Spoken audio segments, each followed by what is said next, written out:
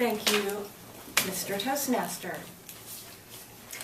Today I would like to raise a toast to my father. 2 years ago this week, cancer took him away from me, and I miss him dearly. He was a difficult man to have as a father, and yes, I have referred to him as my abusive parent at times. But he was also a wonderful man doing the best he could in challenging situations. I attribute a lot of who I am today to him.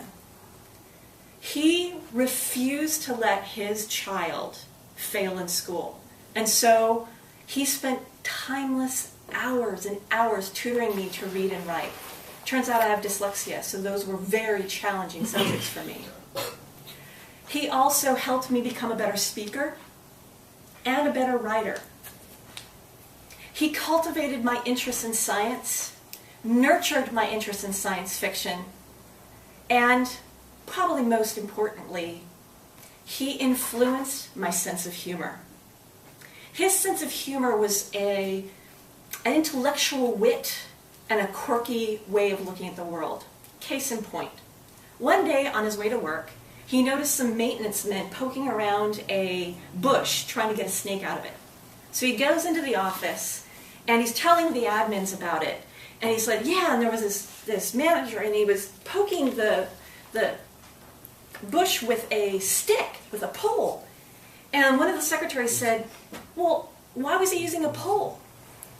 And my dad, without skipping a beat, said, well, because they couldn't find a Hungarian.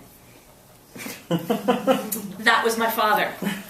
In fact, one of his favorite stories, which you didn't know was a joke until the very end, you would hear if you'd known him for at least an hour or two.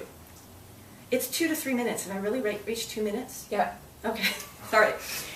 So, and this story was told at his celebration of life, and I want to share it with you.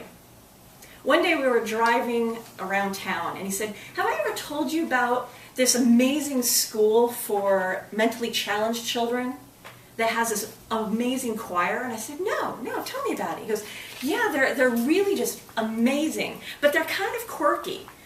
For some reason, they will only eat apples, and they will only drink tab.